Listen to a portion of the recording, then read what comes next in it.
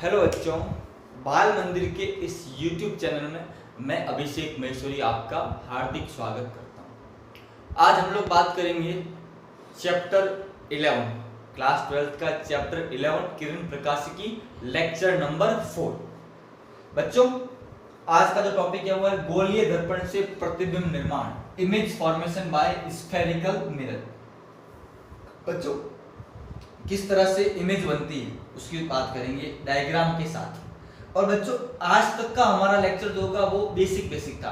कल से मैं आप लोगों को एडवांस बातें बताऊंगा। ये अप टू 10th का कंसेप्ट था। 11 12 के कंसेप्ट के लिए हमें अगली क्लासेस का वेट करना पड़ेगा, जिसमें थोड़ा डिटेल में डीप में जाऊंगा, जो आपकी IIT और नीट के हिसाब से बहुत इंपॉर्टेंट होगी। पर आज हम लोग खाली इनका इमेज फॉर्मेशन की बात करते हैं।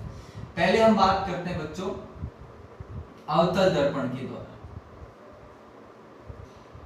अवतल को क्या कहते हैं? Concave mirror. क्या कहते हैं? कॉनकेव। बच्चों, इसके लिए पहले हमको क्या देखने पड़ेंगे? रूल, नियम। मैं रूल्स की बात करता हूं। 4 रूल है अपने पास जिसकी हम लोग बात करेंगे। रूल नंबर 1, डायग्राम के साथ चलेंगे हम लोग, ठीक है। रूल नंबर 1, जैसे ये हमारा क्या है? अवतल दर्पण है, कॉनकेव मिरर है। इसको क्या कहते हैं? इसको अभिसारी दर्पण भी कहते हैं। किरणों को इकट्ठा करता है। ये इसका मुख्य अक्ष हो गया बच्चों, ये P हो गया, यहाँ F हो गया और यहाँ क्या हो गया? C, सेंटर ऑफ कर्वेचर और फोकल पॉइंट, वक्रता केंद्र और R।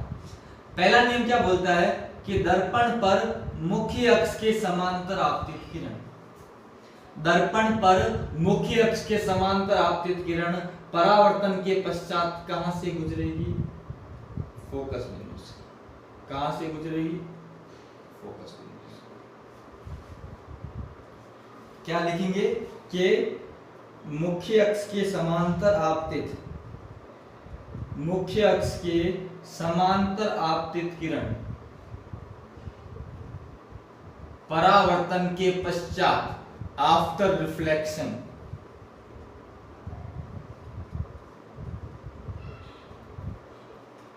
फोकस बिंदु से गुजरती है। फोकस बिंदु से गुजरती है।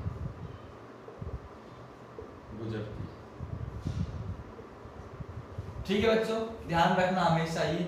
और ध्यान रखना यहाँ पे I बराबर R प्रूफ कर सकता हूं मैं। ध्यान रखना, जैसे ये जो होता है ना, अब ये गोला है और ये गोले का केंद्र है, तो ये क्या बन जाएगी? त्रिज्या। और ध्यान रखना ये हमेशा इसके साथ कितना कोण बनाएगी? 90।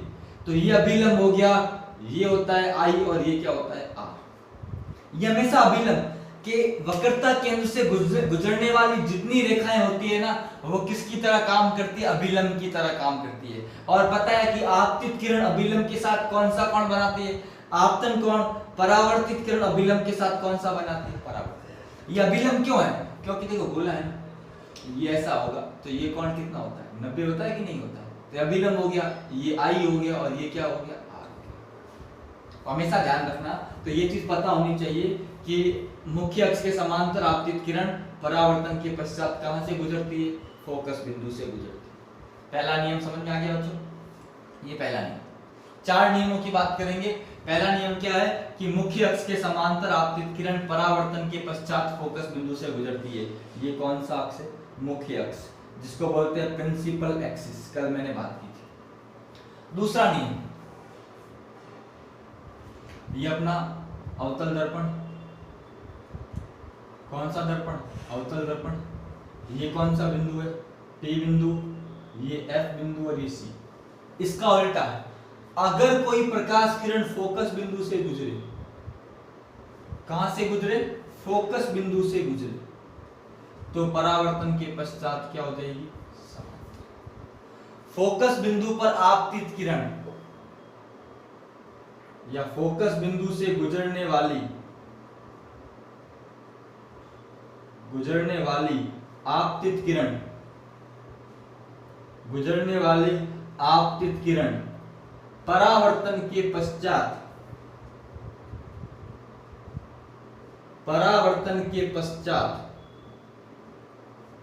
मुख्य अक्ष के समांतर हो जाती है।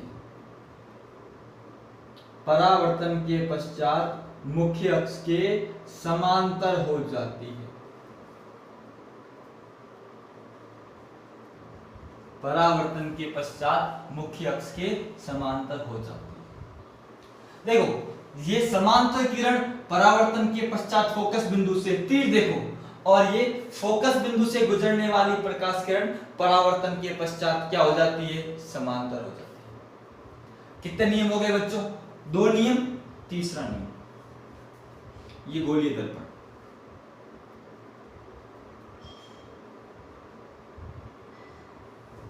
ये P, ये F और ये C।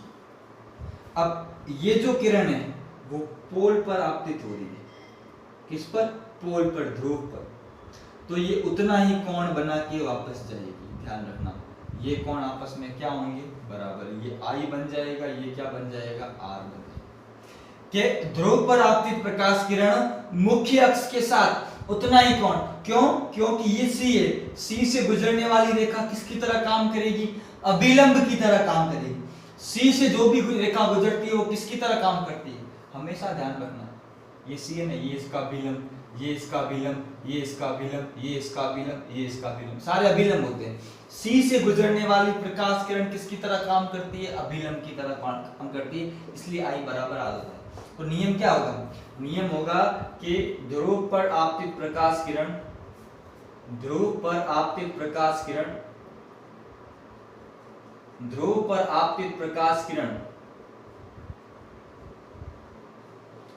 मुख्य अक्ष के साथ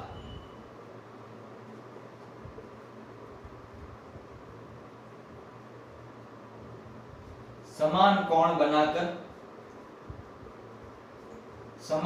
बनाकर परावर्तित हो जाती है, परावर्तित हो जाती है। ठीक है ना बच्चों। पहला, समांतर आपतित किरण परावर्तन के पश्चात कहां से गुजरती है, फोकस से। फोकस पर आपतित किरण परावर्तन के पश्चात क्या हो जाती है, समांतर। और ध्रुव पर आपतित किरण उतना ही कोण बना के चली जाती है। चौथा नियम,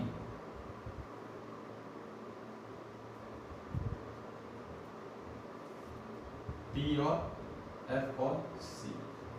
चौथा नियम है, अगर कोई किरण वक्रता केंद्र पर आपतित हो तो वह उतना ही कोण बना के वापस निकल जाएगी। इसको बोलते हैं अभिलंबवत। अगर कोई किरण अभिलंबवत आपतित होती है ना तो वापस उसी दिशा में जाती है। ध्यान रखना, सीधी किरण अगर आपतित होती है तो हमेशा वापस उसी दिशा में क्या होती है, चली जाती है। तो ये वक्रता केंद्र से गुजरने वाली रेखा क्या कहलाएगी, अभिलंब। मैंने अभी आपको बताया, अगर कोई किरण वक्रता केंद्र से गुजरे मतलब क्या है, अभिलंब है, और वो वापस क्या होगी, उसी दिशा में चली जाएगी। तो क्या लिखेंगे, वक्रता केंद्र से गुजरने वाली आपतित किरण, गुजरने वाली आपतित किरण पुनः उसी दिशा में, पुनः उसी दिशा में लौट जाती है, पुनः उसी दिशा में लौट जाती। ठीक है ना बच्चों। तो इस तरह से आपको ध्यान रखना है। पहला, समांतर किरण फोकस से गुजरेगी। दूसरा, फोकस से गुजरने वाली किरण समांतर हो जाती है। तीसरा, ध्रुव पर आपतित किरण वापस उतने ही कोण बना के चली जाती है। और चौथा, सी पर जाने वाली किरण, जाने वाला तीर और आने वाला तीर एक जैसा। तो बच्चों ये 4 नियम है जो हमारे काम आएंगे अभी किसके लिए, जब हम प्रतिबिंब का निर्माण करेंगे। तो बच्चों एक बार पॉज करके स्क्रीनशॉट ले लो ताकि फिर आगे बात करें।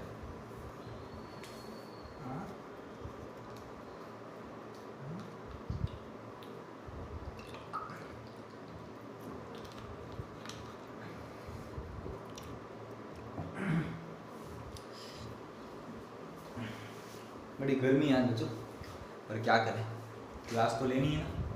और मैं डेली क्लासेस लेता हूँ, ऐसा नहीं कि रिकॉर्डेड है, मैं डेली क्लासेस रिकॉर्ड करके अपलोड करता हूँ। और आप लोगों के मैं देख रहा हूँ फीडबैक, अच्छा फीडबैक मिल रहा है मुझे मेरे चैनल पे भी और यहाँ पर भी।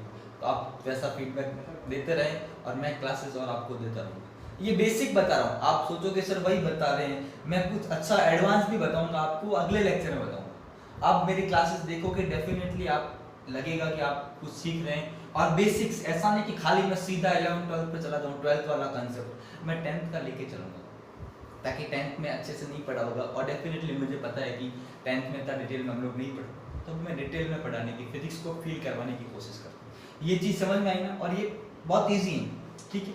अब आगे हम प्रतिबिंब निर्माण करते हैं।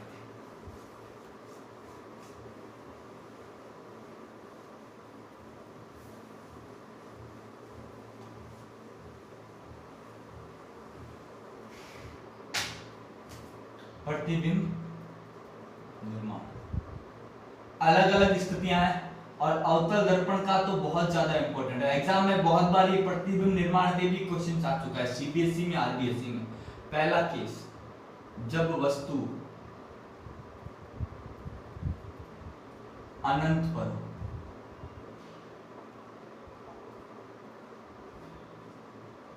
Object is placed at infinity. ये इंफिनिटी का साइन है, ठीक है बच्चों। अगर वस्तु का हो अनंत पर, कहां पर हो, अनंत पर। अनंत का मतलब क्या है, अनंत का मतलब है बहुत दूर। ये P, ये F और ये C। अनंत का मतलब बहुत दूर है। बहुत दूर है तो हमेशा कैसी किरणें आएगी, समांतर किरणें आएगी। देखो मैं दो चीजें बताता हूं। एक तो मान लो हमारा ऑब्जेक्ट बहुत दूर है, तो मान लो ये किरणें हैं, 1 2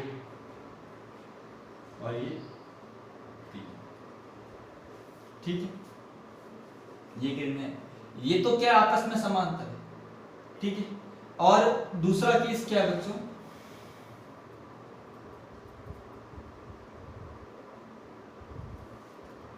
P, F और C अनंत पर है, तो ये मुख्य अक्ष के समांतर है, ठीक है। ये जैसे ये, तो ये सारी किरणें कहाँ आएगी, फोकस पे आएगी। तो ये तो हम 10th में पढ़ते थे, पर हर बार ऐसा डायग्राम नहीं बनाना। अभी हमको ऐसा डायग्राम बनाना, इस टाइप का। क्या है कि अनंत पे है, तो अनंत से किरणें कैसी आएगी, समांतर। सिंपल वाला तो बहुत इजी है, ये वाला समझो। ये किरणें समांतर कहां से आ रही, अनंत से आ रही। कहां से आ रही, अनंत से आ रही। अनंत से आ रही है तो हमारे पास एक ये तल होता है, इसको बोलते हैं फोकस तल। क्या बोलते हैं इसको, फोकस तल। तो ये किरणें भी मिलेगी कहां, फोकस बिंदु पे। तो क्योंकि मुख्य अक्ष के समांतर हो तब फोकस बिंदु में मिलती है। आपस में समांतर है तो ये कहीं ना कहीं कहां मिलेगी, ध्यान रखना बच्चों। ये आप अगर देखोगे ना तो ये फोकस तल पे कहीं ना कहीं मिलेगी। कहां मिलेगी, फोकस तल पे। ये जैसे आपका सी है, तो ये ध्यान रखना बच्चों। इधर ऐसा डायग्राम बना रहा हूं, 1 2 और ये 3 यहां मिली, ठीक है ना। और ये हमारा क्या बन गया बच्चों, प्रतिबिंब बन गया, छोटा सा। ये हमारा, इसको मैं और अच्छा सा बनाता हूँ, थोड़ा सा मैं इसको अच्छे से ड्रॉ करता हूँ डायग्राम, ताकि आपको बड़ा बड़ा डायग्राम ड्रॉ करता हूँ। आज मैं दूसरे कलर का मार्कर नहीं लाया, वरना 2 मार्कर होते तो अच्छा दिखता। मैं थोड़ा सा क्लियर बनाता हूँ इसको अच्छे से। ये P, ये F और ये C समांतर किरणें, 1 दूसरा 2, ये फोकस बिंदु में यहाँ बना, और तीसरी ये 3। ये किरणें 1 2 और तीसरी 3। ये किरणें टकरा के यहाँ आई, ये भी टकरा के यहाँ आई, और ये टकरा के यहाँ आई, ठीक है। 1 2 और 3 यहाँ मिली। ये हमारा कौन सा तल है, फोकस तल है। ये फोकस बिंदु, ये फोकस तल। फोकस तल पे कहीं मिली, और ये हमारा क्या बन गया, प्रतिबिंब। इसको क्या बोलेंगे, A डैश। ये पॉइंट कौन सा हो गया, B डैश। तो हमारा A डैश B डैश क्या बन गया, प्रतिबिंब बन गया, छोटा सा ये वाला। तो समान, हमेशा ऐसा नहीं है कि मुख्य अक्ष के समांतर, आपस में समांतर आएगी। अनंत पे मतलब ऑब्जेक्ट बहुत दूर है, आपस में समांतर किरणें आएगी तो प्रतिबिंब कहाँ बनेगा? प्रतिबिंब बनेगा फोकस तल पर, ये प्रतिबिंब इमेज, या कभी कभी लिखते हैं फोकस बिंदु। तो दोनों बातें सही है, गलत नहीं है, आप जिस वे में डायग्राम बनाओगे वैसा। और कैसा बनेगा? किरणें वास्तव में मिल रही है, वास्तविक, और वास्तविक हमेशा क्या होता है? उल्टा। इसको क्या बोलोगे? रियल एंड क्या बोल सकते हैं? उल्टा। उल्टे को क्या बोल सकते हैं? इन्वर्टेड। एंड बिंब से छोटा, वस्तु से छोटा, इसको बोलेंगे डायमेंस्ड। और कहां बनेगा? एट ए फोकल प्लेन या फोकल पॉइंट। तो ये ध्यान रखना है बच्चों, समझना मेरी बात को। यहाँ पे आप थोड़ा सा कंफ्यूज नहीं हो, समांतर किरणें हैं क्योंकि वस्तु बहुत दूर है। ये हमारा ऑब्जेक्ट है जो अनंत से आ रही किरणें। कहां से आ रही? अनंत से आ रही। अनंत का मतलब क्या? अनंत का मतलब है बहुत ज्यादा दूर।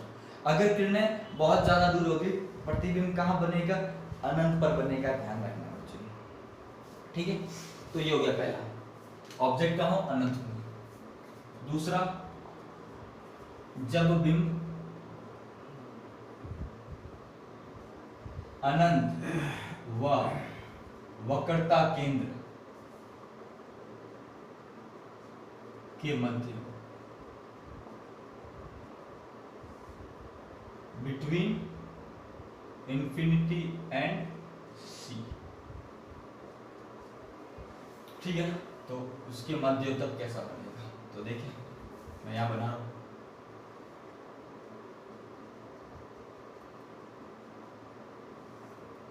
P F C, यहां मेरा ऑब्जेक्ट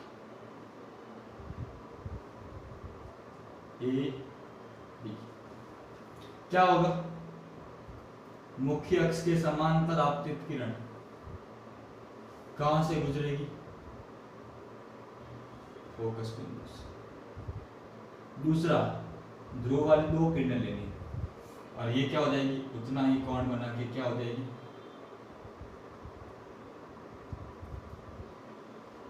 यहां कटी दोनों किरणें, देखो ना, पहली वाली ये वापिस आ गई, दूसरी ये यहां मिली A डैश B डैश, मिल गई नहीं मिल गई? तीसरा और अगर ले लो ना फोकस बिंदु से, वो यहां से गुजरेगी वापस, हम दो ही किरणें लेंगे। तो अगर मैं यहां बात करूं प्रतिबिंब के बारे में, इमेज के बारे में, कहां बनेगी? F व C के मध्य, बिटवीन F एंड C, ठीक है। वो वास्तव में मिल रही है, वास्तविक, और हमेशा क्या होती है? वास्तविक हमेशा क्या होता है? उल्टा। क्या बोलेंगे? Real and inverted. और तीसरा, ये बस ये बड़ा है छोटा है दिख रहा है आपको, तो क्या बोलेंगे? बिंब से छोटा, इसको बोलेंगे डायमेंस्ड।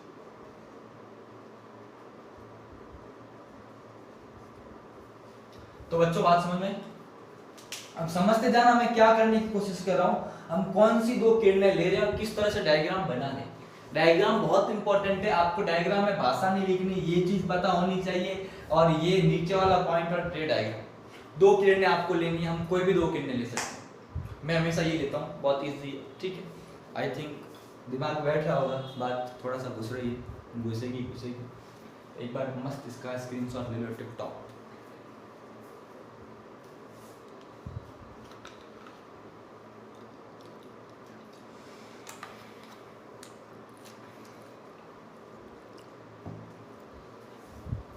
बच्चों फील हो रहा है? बिल्कुल सर हो रहा है, एकदम फील हो रहा है। हो गया देखो, नेक्स्ट केस देखो, पहले अनंत था, अब क्या आ गया? अनंत और वक्रता केंद्र, मतलब थोड़ा नजदीक आ गए। अब ध्यान रखना, जब बिंब वक्रता केंद्र पर ही हो।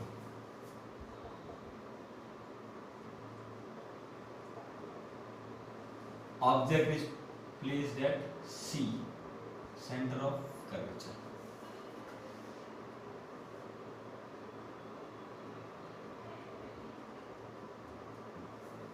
P, F, C,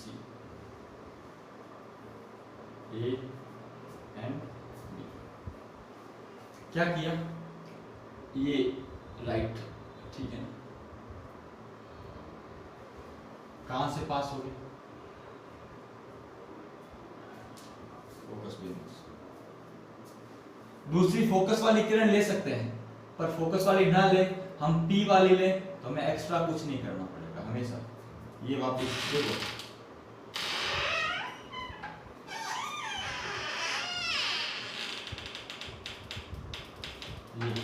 ये किरण गई और ये इधर, ठीक है। तो ये यहां मिली, तो यहां हमारा क्या बन जाएगा? ये A डैश और ये दोनों किरणें यहां मिल रही। तो ये दो किरणें यहां मिल रही है, यहां ये बिंब है और ये इसका क्या है? प्रतिबिंब है। तो अगर मैं इमेज की बात करूं तो प्रतिबिंब कहां बन रहा है? C पर। कैसा बन रहा है? वास्तविक है और उल्टा है, पर ध्यान रखना ये यहां बन गया, ये यहां पे बन गया। वास्तविक, और वास्तविक हमेशा क्या होता है? उल्टा। तो इसको क्या बोलेंगे? रियल एंड इनवर्टेड, ठीक है। और बच्चों वास्तविक है, और ध्यान रखना यहां पर ये बिंब के समान आकार का,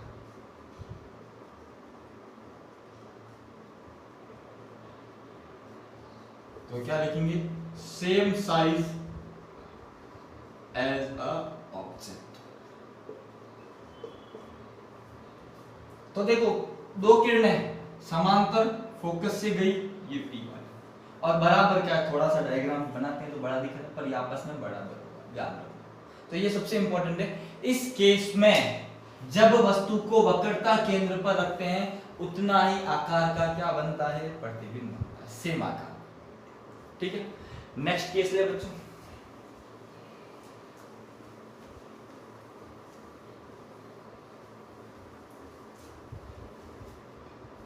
समझने की कोशिश करें बच्चों, डिफिकल्ट नहीं। फोर्थ, जब बिंब और नजदीक आ जाएंगे C व F के मध्य वक्रता केंद्र और focal point, between C and F, centre of curvature and focal point.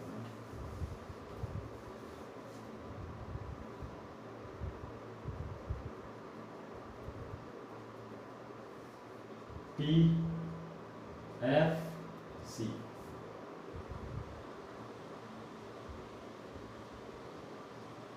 A, B। प्रकाश किरण मुख्य अक्ष के समांतर कहां से जाएगी? फोकस बिंदु से जाएगी। P पर जाने वाली किरण ये वापस उतना ही कोण बना के वापस जाएगी। दोनों किरणें यहां मिल रही है,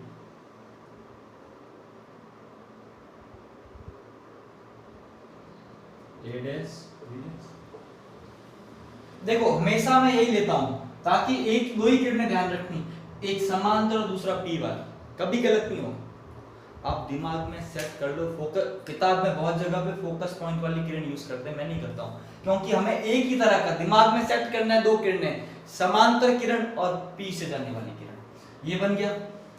अगर मैं इस प्रतिबिंब की बात करूं, कैसा बनेगा? तो कहां बनेगा? C से बने दूर बनेगा ना, तो क्या लिखेंगे? C व अनंत के मध्य, ये अनंत है ध्यान रखना, बिटवीन C एंड इंफिनिटी। दूसरा वास्तव में मिल रही है, तो वास्तविक एवं उल्टा, रियल एंड इन्वर्टेड।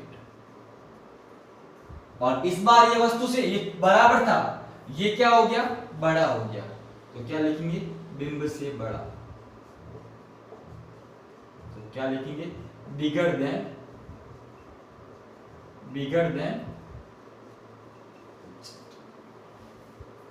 आई बात समझ। तो ये बच्चों आपको ध्यान रखना है कि किस तरह से हम लोग इसको समझने की कोशिश करें। तो कितने केसेस हो गए, 4 केस, इन्फिनिटी वाला, दूसरा सी वाला, बिटवीन इन्फिनिटी एंड सी, तीसरा सी वाला, चौथा सी व एफ वाला।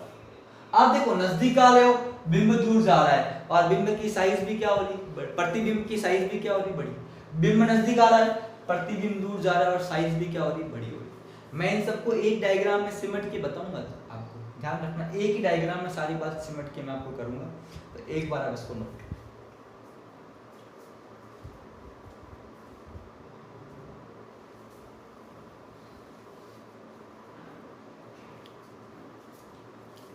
ठीक है बच्चों, आगे बढ़े। नेक्स्ट 2 केस और करते हैं।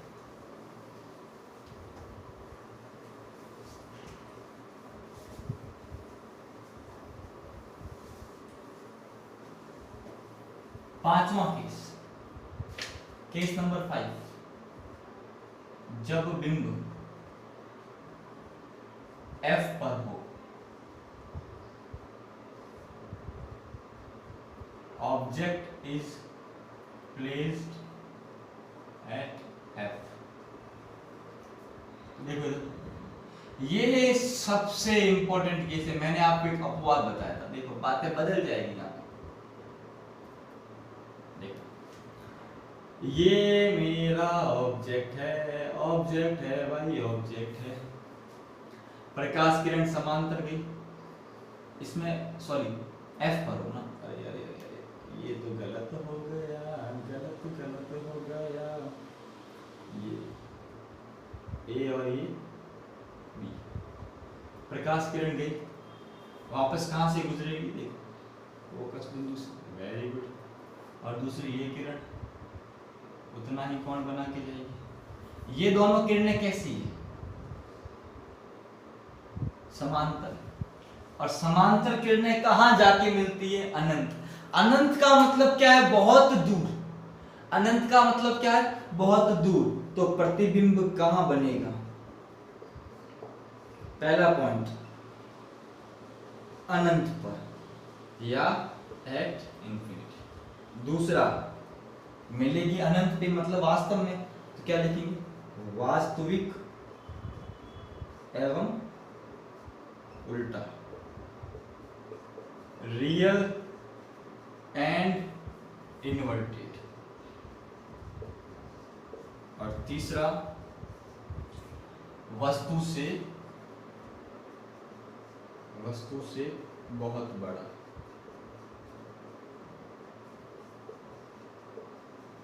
Bigger than object.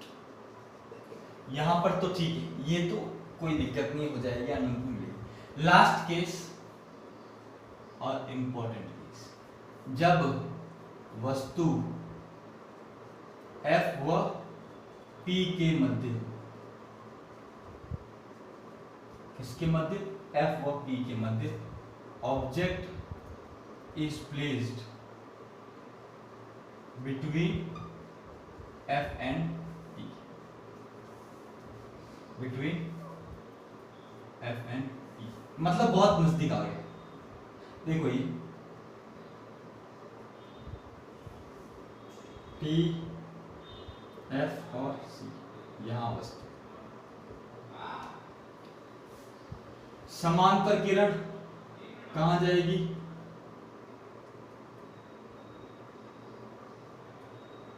फोकस बिंदु से जाएगी, तो जाएगी बिल्कुल, यहां पर। दूसरी ये फोकस बिंदु, दूसरी किरण ये। अब देखो ये दोनों किरणें फैल रही है, और फैलने वाली किरणें कभी मिलती ही नहीं, क्या किया, पीछे बढ़ाया, इसको भी पीछे बढ़ाए। बच्चों यहाँ ये मिलती भी क्या होती है, प्रतीत होती है। अब क्या हो रहा है, आभास हो रहा है। यहां तक सारा वास्तविक था, यहां आभासी आ गया। मैंने आपको एक बात बताई थी, जब वस्तु F व P के मध्य हो अवतल दर्पण में आभासी प्रतिबिंब बनता है। प्रतिबिंब कहां बनेगा, दर्पण के पीछे। पीछे तो कुछ होता ही नहीं है। दूसरा कैसा बन रहा है, आभासी। आभासी कैसा होता है, सीधा। इसको बोलेंगे वर्चुअल। इंग्लिश में क्या बोलते हैं, सीधा सीधा। सर सीधा तो सीधा होता है, सीधा सीधा नहीं होता, सीधा होता है erect. ERECT spelling I think तो यही है। इंग्लिश में मेरा थोड़ा हाथ तंग है। एंड वस्तु से देखो छोटा बड़ा क्या बन रहा है, वस्तु से बड़ा, है ना। जैसे छोटे छोटे एग्जाम में सवाल आता है, दाढ़ी करते हैं ना, दाढ़ी शेविंग मिरर में कौन सा दर्पण होता है, ये होता है। यहाँ रखते हैं, छोटा सा थोबड़ा बड़ा होके दिखता है, ऐसा दिखता है। तो ठीक है ना, समझ में आ रहा है, आ रहा है, बिल्कुल आ रहा है, नोट करें।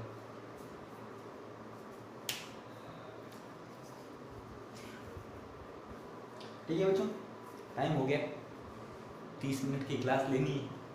अगले लेक्चर में इसको एक टेबल की फॉर्म में आपको बताऊंगा, आगे उत्तर दर्पण से बताऊंगा, और उसके बाद के जो 3 लेक्चर होंगे ना, वो आप लोगों के लिए IIT और नीट के हिसाब से। मेरा पूरा फोकस है कि 12th के साथ IIT और नीट की हम प्रिपेयर करें। आप ट्रस्ट करें मुझसे, डेफिनेटली अगर आपको तैयारी करनी अच्छी तो इस चैनल पे, बाल मंदिर पे और मेरे खुद के चैनल पे, आपको पता है आपको अच्छी तैयारी मिलेगी, अच्छा कंटेंट मिलेगा। तो आप ट्रस्ट करें, हम भी आप पे विश्वास कर रहे हैं, पढ़ रहे हैं। एंड थैंक यू बच्चों, thank you so much for watching this. And हो सके उतना शेयर करें, सब्सक्राइब करें, ताकि हम और मोटिवेट हो और अच्छा अच्छा आपको दें। थैंक यू बच्चों।